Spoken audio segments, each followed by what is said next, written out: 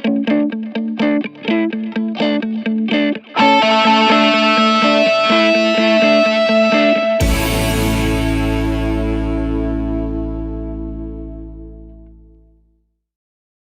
में से कितने लोग हैं जिनकी इंग्लिश बहुत अच्छी है, जो पूरे कॉन्फिडेंस से इंग्लिश बोल सकते हैं? सोच लेना, मैं यहाँ पे बिठा करके बुलवाऊंगा, सोच लेना। कुछ का ऐसे ऐसे नहीं, ये थोड़ा ज्यादा हो रहा है, इतनी अच्छी भी नहीं है। कितने लोग हैं जिनको इंग्लिश समझ तो आ जाती है लेकिन बोल नहीं पाते हैं कॉन्फिडेंस से, अपने आप को एक्सप्रेस नहीं कर पाते? सर फंबल बहुत करता है, फंबल बहुत फंबल होता है और अंदर से बोलने से पहले ही हमको डर लगने लग जाता है कि अगर मैं आपको यहाँ पर बुलाऊं आपको समझ आ जाएगा अगर कोई इंग्लिश में बात करेगा, लेकिन अगर मैं आपको कहूंगा बोलने के लिए तो आप कॉन्शियस हो जाओगे। जितने हम फ्लुएंटली हिंदी बोलते हैं उसी कॉन्फिडेंस से हम इंग्लिश में बोलते हैं। उस कॉन्फिडेंस से हम नहीं बोल पाते, तो उस कॉन्फिडेंस से कैसे बोलें? That is the challenge. Problem पकड़ में आ रही है ना? मतलब ये सेशन उन लोगों के लिए नहीं है जिनको इंग्लिश समझ ही नहीं आती है, उनको तो पहले स्कूल जाना है, एबीसीडी पढ़नी है, ठीक है ना, बेसिक इंग्लिश सीखनी है। मैं बात कर रहा हूं उन लोगों की जिनको इंग्लिश समझ तो आती है लेकिन बोल नहीं सकते। अगर मैं उनसे पूछूं क्या समझ आया बताओ, इंग्लिश में बताओ, तो वो अटक जाएंगे वहां पर जाकर के। इसके पीछे रीजन क्या है, इस प्रॉब्लम की जड़ क्या है? एक तो है सुपरफिशियल लेवल के कुछ सॉल्यूशंस होते हैं, वो मैं आपको आकर के बताऊं कि देखो अपनी ग्रामर को ऐसे ठीक कर लो, ये कुछ वर्ड्स हैं अगर आप अपनी वोकैबुलरी में ऐड कर लोगे तो आपकी इंग्लिश अच्छी हो जाएगी, इंप्रेशन अच्छा हो जाएगा, व्हाटएवर। बट ये नहीं है प्रॉब्लम की जड़। प्रॉब्लम की जड़ कुछ और ही है। पहले हमको समझना पड़ेगा हम करते क्या है। हम कोई कहीं पर कुछ गलती कर रहे हैं और वो गलती कोई डीपली समझता नहीं है कि वो गलती क्या है। अगर वो हमको पकड़ में आ जाए तो हम इस प्रॉब्लम का सोल्यूशन निकाल सकते हैं। वो गलती ये है, आप मुझे बताना मैं सही कह रहा हूं या गलत कह रहा हूं। वो गलती ये है कि जब आप हिंदी में बोल रहे होते हो तो हिंदी में ही सोच रहे होते हो, उसको ध्यान से सुनना, और हिंदी में ही बोल रहे होते हो। लेकिन जब इंग्लिश में बोलते हो तो पहले हिंदी में सोचते हो, फिर इंग्लिश में कन्वर्ट करते हो, फिर बोलते हो। यस और नो? ये प्रॉब्लम की जड़ है। अगर किसी तरह से हम इसका सॉल्यूशन निकाल लें फिर इंग्लिश आपकी फ्लुएंट हो जाएगी, फिर आपको इंग्लिश बोलने में कॉन्फिडेंस आ जाएगा। यानी कि आप इंग्लिश में ही सोचो और बोल दो, वो जो बीच का गैप है वो हट जाए, ज्यादा सोचना ना पड़े। तो अब ऐसा क्यों होता है कि हम हिंदी में सोचते हैं और इंग्लिश में बोलते हैं? हम कन्वर्ट करके क्यों बोल रहे हैं, हम डायरेक्ट क्यों नहीं बोल पा रहे? जबकि वर्ड्स हमको पता है कि इसको ट्री बोलते हैं, इसको बॉटल बोलते हैं, इसको संदीप बोलते हैं, व्हाटएवर इट इज, ठीक है, आपको पता है, लेकिन उसको हमको कन्वर्ट क्यों करना पड़ रहा है? क्या जड़ है? आराम से सोचना, जल्दी में एकदम से बोलना मत, आराम से सोच करके बोलना। बताइए सर। एनवायरमेंट हमारा ऐसा है, हमारी अपब्रिंगिंग ऐसी है कि बचपन से जो हमारी हैबिट है, habit is the right word, कि हमारी हैबिट पड़ी हुई है हिंदी में सोचने की और हिंदी में बोलने की। तो ये सारा आदतों का खेल है। अगर डीपली हम समझ पाए कि हिंदी हमने कैसे सीखी और उन फंडों को अगर हम यहां पर अप्लाई कर पाए तो काम हो जाएगा, मतलब बड़ी आसानी से हो जाएगा। एक है लंबा प्रोसेस कि आप किसी इंस्टीट्यूट में जाओ, वहाँ पर जा करके स्टेप बाय स्टेप सीखो, एक एक करके आपको बताएंगे वर्ब क्या होती है, एडजेक्टिव क्या होता है, नाउन क्या होता है, ये क्या, उसी में आदमी पागल हो जाएगा। एक तो पहले ही वर्ड्स को कन्वर्ट करना पड़ रहा है, साथ में ये भी देखना पड़ रहा है ये नाउन है, एडजेक्टिव है, वर्ब है, मैं सही बोल रहा हूँ गलत बोल रहा हूँ, हो गया ना? और ज्यादा कॉम्प्लिकेटेड हो जाएगा। तो सीख भी सकते होगे तो नहीं सीख पाओगे, अगर सीख भी जाओगे अंदर ही अंदर तो बोल नहीं पाओगे, क्योंकि अंदर और खचड़ पचड़ हो गई। मतलब बेसिकली जैसे पानी है ना, वो बहता है कि मतलब कोई रुकावट ना आए, ऐसे वो बहनी चाहिए, उसको फ्लुएंसी बोलते हैं। तो मैं आप लोगों से पूछता हूं कि हिंदी हमने कैसे सीखी? अगर हमको ये समझ आएगा तो हम इंग्लिश को भी सीख सकते हैं और बड़ी जल्दी सीख सकते हैं। क्या आपने पढ़ करके सीखी? मतलब जो स्कूल में हिंदी सिखाई तब आपको हिंदी समझ में आई, या उससे पहले ही आप हिंदी सीख चुके थे? हाँ, जब हिंदी में वो चैप्टर शुरू हुए थे स्कूल में, उससे पहले ही आप कई गालियां सीख चुके थे, बहुत कुछ सीख चुके थे, है ना? हाँ, आप आराम से बात कर पाते थे, अपने आप को एक्सप्रेस कर पाते थे, किसी से कुछ मांगना है मांग लेते थे, व्हाटएवर। तो कैसे सीखी हमने हिंदी? इंटरैक्शन करके। लेकिन इंटरैक्शन, हमें तो हिंदी आती ही नहीं, हम इंटरैक्ट कैसे करें?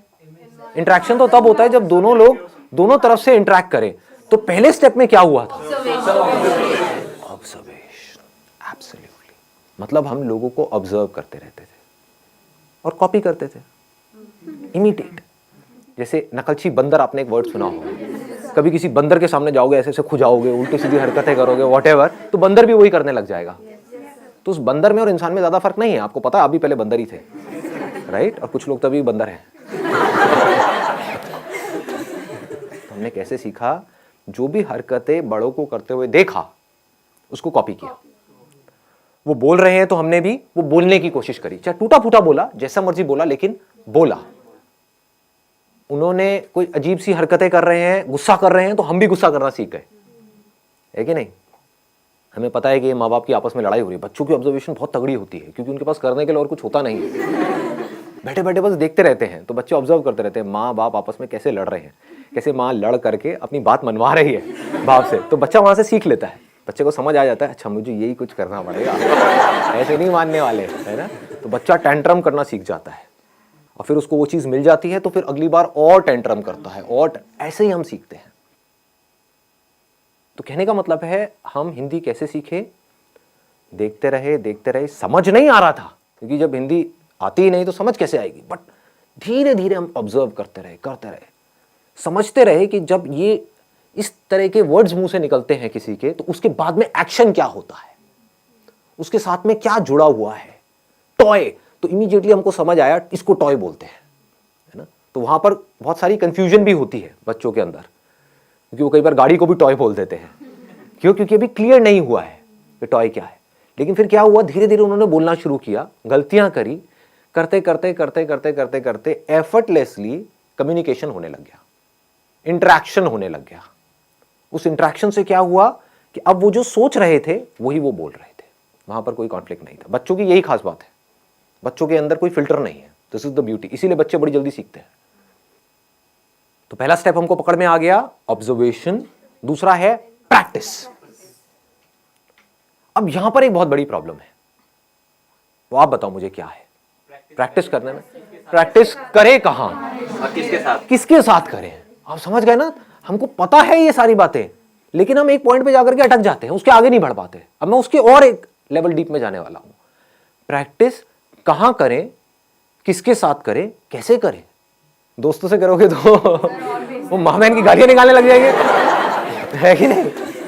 घर में आप किसी से बात करोगे, अपनी मदर से करोगे, तो आपकी इंग्लिश जो बची खुची है वो भी खराब हो जाएगी। बड़े अंग्रेज आए। हाँ, बड़े अंग्रेज आ गए हैं जी। क्या हो गया? हिंदी हमारी मातृभाषा है, इंग्लिश सीखना जरूरी थोड़ी ही ना है। उनको बोलो ठीक है इंग्लिश सीखना जरूरी नहीं है, लेकिन ये जॉब है, वहां पर इंटरव्यू होने वाला है, वो इंग्लिश में होने वाला है।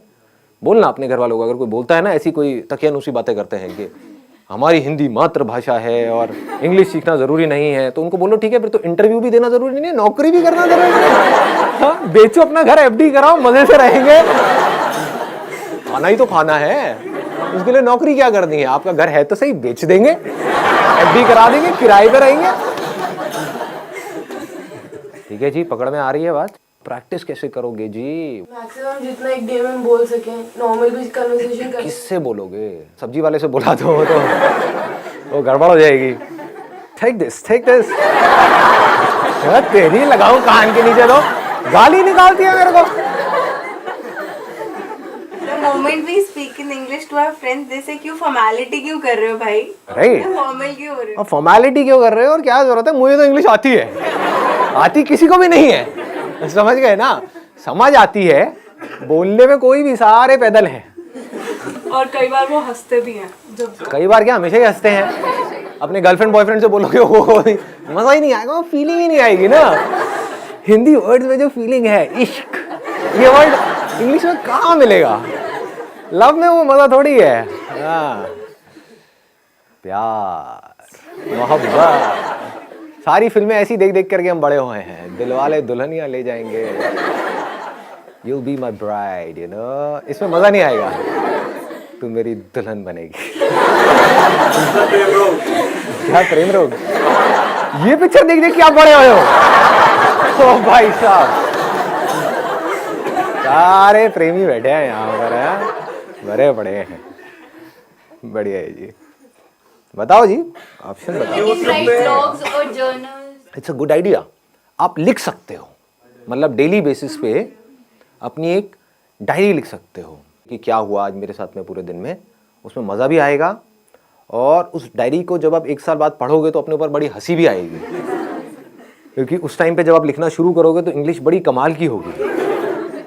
ये मैं स्कूल में लिखता था, अब मैं बता नहीं सकता उसमें मैं क्या क्या लिखता था, बट अब मैं देखता हूँ तो बहुत हंसी आती है। मतलब कमाल की इंग्लिश होती थी, पता नहीं क्या का क्या मैं बनाता था, क्या क्रिएटिविटी, सारी क्रिएटिविटी उसमें चली जाती थी, है ना। तो this is a good idea कि आप लिख सकते हो अपने जो थॉट्स हैं, सुबह से रात तक जो भी कुछ किया है, क्योंकि लिखने के चक्कर में क्या होगा, आपको पहले सोचना पड़ेगा। सोच करके ही तो लिखोगे, बिना सोचे कैसे लिखोगे। तो this is a good idea. और बताओ व्हाट एल्स। सर हम उनसे बात कर सकते हैं जिनको हिंदी आती ही नहीं, जिनको हिंदी आती ही नहीं है, कैसे करोगे बात? फेस टू फेस, जैसे चाइनीज हो गए या फिर जो भी जिनको हिंदी आती नहीं है, अफ्रीकन हो गए सर। और ऐसे लोग contact What's your name? Tell me. Chinese से मत करना भाई साहब, नहीं नहीं। ऐसा कोई तरीका जो फिल्टर ना हो, जैसे अभी डायरी का ऑप्शन दिया, उसमें हम प्रैक्टिस कर रहे हैं, लिख रहे हैं, अपनी डे टू डे लाइफ के बारे में लिख रहे हैं, लेकिन सोच सोच के लिख रहे हैं, वो फिल्टर आ रहा है, वो फिल्टर को कैसे रिमूव करना है, ये कोई तरीका?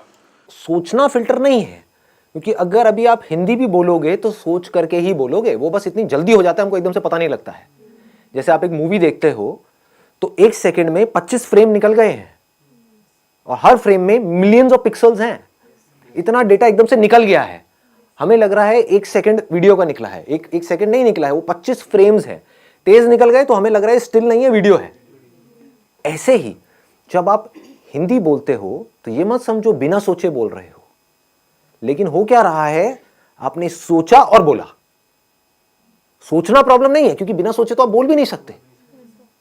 हाँ, मैं आपसे पूछता हूं वेदर कैसा है, आप यही बोलोगे वेदर अच्छा है, ना ज्यादा ठंड है ना ज्यादा गर्मी है। ये वर्ड्स कहां से आए? जो आपने एक्सपीरियंस किया, जो फील किया, उसके साथ में कुछ वर्ड जुड़े हुए हैं। वो सारे जो वर्ड जुड़े हुए हैं वो सब हिंदी में जुड़े हुए हैं। तो उस फीलिंग को, उस एक्सपीरियंस को आप फ्लुएंटली एक्सप्रेस कर पा रहे हो, क्योंकि उसके साथ में वो वर्ड्स पड़े हुए हैं। इंग्लिश के भी पड़े हुए हैं, इसको ध्यान से समझना जो चीज मैं बोल रहा हूं। हिंदी के भी पड़े हुए हैं, इंग्लिश के भी पड़े हुए हैं, बट आप हिंदी फ्लुएंटली बोल पा रहे हो, इंग्लिश नहीं बोल पा रहे। क्यों? क्योंकि आप सोचते, अब इसको ध्यान से समझना, क्योंकि आप सोचते ही हिंदी में हो, और आप हिंदी से इंग्लिश में कन्वर्ट करके फिर बोल रहे हो। कुछ ऐसा हो जाए, अगर आप सोचना ही इंग्लिश में शुरू कर दो तो क्या होगा? Problem solve. हैबिट आपकी अभी पड़ी हुई है हिंदी में अंदर सोचने की। सुबह से रात तक आप करते क्या हो? कभी नोट करना, कहीं पर अकेले बैठे हुए हो, कभी पढ़ रहे हो, पढ़ते पढ़ते एकदम से पढ़ाई से ध्यान हटा, बैठ करके कुछ सोच रहे हो, कुछ गड़बड़ हुई घर में, उसके बारे में सोच रहे हो, सोने से पहले कुछ थॉट चल रहे हैं माइंड में। थॉट है क्या अगर बोलना नहीं है तो? कभी ध्यान से अपने थॉट्स को देखना।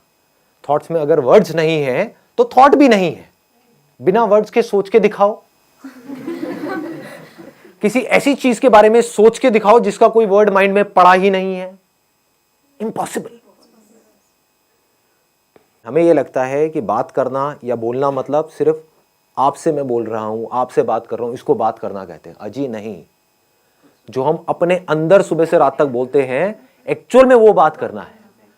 अगर अपने अंदर ही अंदर आप इंग्लिश में बोलते रहो, ये आपके हाथ में पूरा कंट्रोल है, या और कुछ नहीं तो शुरू में इंग्लिश और हिंदी को मिक्स कर दो अपने माइंड के अंदर, तो धीरे धीरे आप देखोगे, नहीं भी चाहोगे तो मुंह से वो ही निकल रहा होगा जैसे थॉट चल रहे होंगे। It is called habit. कितना सिंपल है, मतलब समझ गए ना कि अकेले में आप कहीं पर बैठे हो तो बैठ करके सोच रहे हो कि मुझे ये करना है। Think in English. अगर आप अंदर सोचने की प्रैक्टिस नहीं करते और सीधा बोलने की प्रैक्टिस करते हो तो नहीं बोल पाओगे, अटक जाओगे, बार बार गलतियां करोगे, और जितनी गलतियां करोगे उतना ही आपका मजाक उड़ेगा, उतना ही आप कहोगे छोड़ो मेरे को नहीं बोलना। तो इंग्लिश में सोचना है, इंग्लिश के वर्ड्स में सोचना है। ये पूरा कंट्रोल आपके हाथ में है। चाहो तो कर सकते हो, कोई आपको रोक नहीं सकता है, आपको कोई और चाहिए भी नहीं है, अपने अंदर ही अंदर। एंड मोस्ट इंपॉर्टेंट, यहां पे एक सेकेंड ना, in most important, use simple words. यहां पर हम जाकर के फंस जाते हैं। कुछ ज्यादा कॉम्प्लिकेटेड वर्ड्स बनाने की जरूरत नहीं है अपने माइंड में जो आप सोच रहे हो। बड़े आराम से सिंपल वर्ड्स। क्योंकि उसमें क्या होगा, फ्लुएंटली आपकी आदत पड़ जाएगी इस तरह से सोचने की। तो अब एक छोटा सा काम करते हैं यहाँ से, बजाय कल के ऊपर डालने के, आज से और अभी से इसकी प्रैक्टिस करते हैं। आपको जो भी बोलना है या मैं जो भी बोलूँगा इंग्लिश में बोलेंगे, एटलीस्ट कुछ तो प्रैक्टिस होगी ना से तो हाँ है, वैसे आधा घंटे में कुछ होने वाला नहीं है लेकिन at least something is better than nothing. सोच सोच करके नहीं बोलना है, बोल देना है जो भी अंदर से आ रहा है। Sir, what we can do at our home is that we can ask our mother or father that you can give us any topic, any XYZ topic such as dog, water, anything, and we just have to speak for a minute on that topic. Extempore basically. So once a week, even if we do it. And we don't need to use these kind of words like extempore or whatever. So now what is going on is, like say we can have a practical demo as in what we need to do and what we don't need to do. And even if you commit some mistakes, it does not make any difference. My English is also not that good, but how does it matter? If there are people who are making fun of you, they are just giving a boost to their own ego. If you go and speak in English with a foreigner, they will never make fun of you. Because for them, it's not that important whether what you are saying is right or wrong. What is important is whether they are able to understand, like say, whatever you are trying to express. So sometimes it happens that like our generation is fond of online shoppings, or maybe like if there is a problem in the phone or something like that. So what we can do is instead is that we can call the customer care. There is an option that one is in English, the other is in Hindi. It's a great idea. They'll not judge you according to your voice, and you'll be able to get it that whether they are understanding your English or not. Yeah. And I know that there are some people who talk to these, who call up at these call centers and talk about all the shit stuff. Just for time pass. So now at least you are learning something. I think it's a great idea. Yeah. You can talk to them. Nobody will judge you. You can create an imaginary problem, right? Related to that product or service, right? Create an imaginary problem in your mind. Oh, I'm going through all this pain and suffering and whatever, and then feel it, and then call up. I'm so depressed because of this product. Ma'am, please do something. Nah. You'll get to know that whether they are like able to understand what you're trying to. They will understand. They have to understand because it's their job. The job of your friends is to make fun of you, point out your mistakes. This is where you are wrong, whatever. So it's all about right and wrong. But their job is not to tell you that your English is right or wrong. Their job is to understand whatever you are saying and then give you a solution. There are some things in life where you can't afford to be mechanical. You need to put some conscious effort in it. You need to think, okay, what is it that I need to do? There is a problem. I need to figure out a solution. So here you need to consciously think about that particular problem and need to come out with a solution. So when you are busy, just try to understand the depth of this. When you are busy with finding the solution to a problem, you're so busy and so occupied that you're not concerned about being right or wrong.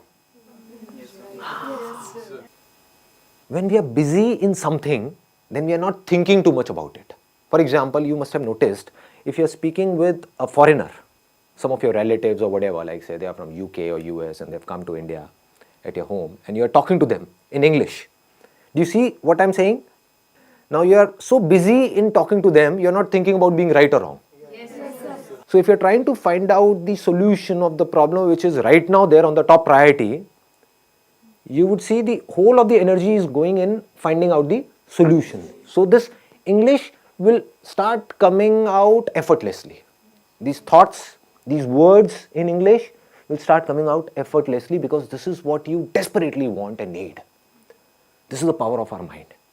I'm going in a different dimension. Like say, if your mind has to do something, if you are in a situation, for example, if there is a mother and a child, and the mother says, no, I don't have that much of energy in my body or whatever it is, right? But the moment her child is in danger, she will have so much of energy that she will be able to fight with 10 people, all by herself. How was this energy released? whenever there is a problem which is huge, then the mind releases energy to find out a solution. And mind has the power to do anything and everything. Interesting, no? Try to find out the solutions of the biggest problems in your life in English. That will take care of this problem of learning English. So, you will not have to put in effort to learn English. You will learn English automatically. As you learnt Hindi automatically. It's easy. It's easy. It's simple. Yeah. The major thing that discourages us to speak is like being judged by people. And like at the back of our minds, we always think what would the other person think about us. Let those people go to hell. Curse them in your mind. Stare करते हैं वो लोग गलत बोलते So English. Speak up with confidence. This is the key. You know what? Even if you're not confident, just pretend to be confident. Sir words mind में आ ही नहीं रहे हैं कुछ दिनों से घर पे हूँ तो माइंड बिल्कुल ऐसे हो चुका है हिंदी इंग्लिश के वर्ड्स तक नहीं आ रहे हैं एक्चुअली एग्जाम्स थे बस पढ़ाई वो सब ही चल रहा था तो सर वो चीज़ें ही नहीं आ रही माइंड में जो मुझे सब कुछ आता था वो भी मैं भूल चुकी ऐसा लग रहा है What are you saying? I'm not getting it. I'm not getting it. I told you English, girl. Speak up. Sir मुझे बोलना क्या था मैं तो ये It's okay, no problem. Anything I else? think we stammer or get stuck while speaking because we get short of words while speaking and then we get short of thoughts also. So if we are in continuous, like we are reading or we writing anything, so we are not short of thoughts and consequently we are not short of words also. Right. So one is that we are reading and writing and something to do with conversation. One is reading or writing like mathematics or something to do with science, because these kind of words, or chemistry or biology or physics, these kind of words we don't use in our day-to-day conversation. So we need to read something or listen to something or go through something which is related to our day-to-day lives. So maybe you can watch Friends. This is one of my favorite, like Breaking Bad. Game of Thrones. I've heard a lot about it, but I don't know what it is. So go for Big Bang. Big Bang Theory. So MD House. So no limits. In my old age home, these things are not there. So I have tried this thing. I used to think whatever goes on in my life. But what thought comes up is maybe I'm wrong. Whatever I'm thinking is wrong. So how would these things get correct? Like who will correct me? Even if you're wrong, how does it matter? That we need to understand again and again. Initially, whatever we do, we will be wrong. This is the problem because of which most of the people are not able to do what they really want to do, because they want to be right. This is a big trap. When you start doing something, anything for that matter, whether it is business or any kind of work or an art or a skill, what happens is we try to do it and we are not able to do it properly and we give it up. Even if you are wrong, it is not about a life or death situation. It is not Game of Thrones. Nobody is going to kill us or anything of that sort. At max, what can happen is, like, say, somebody will make fun of us. So what is happening is they are smiling, they are laughing. Right, because of us. So is it a problem or is it a good thing? Good thing. It's a good thing. Yeah, right. Because something good is going on because of you. Yeah. Whether they are laughing on your jokes or whether they are laughing on you, how does it matter? We need to say, okay, no problem, just keep doing it, keep doing it, keep trying, keep trying, keep trying. I think that is a key word. Keep trying, keep trying, keep trying. So Dr. APJ Abdul Kalam has stressed on this thing that no matter what your age is, you should keep learning always. Right. And we need to understand all these things practically, not theoretically. One is theoretically, okay, I understood. Then what? You need to bring it in practice. That's where you need courage. That's the basic difference between a winner and a loser. Losers understand all these things. They would say, okay, I know all these things. Tell me something new. Abhe khachar. What will you do of something new? Even if you get more and more of new information, so-called new information in your brain, which is as good as dead because you're not using that information to do something, to bring it into action, what will you do with that information?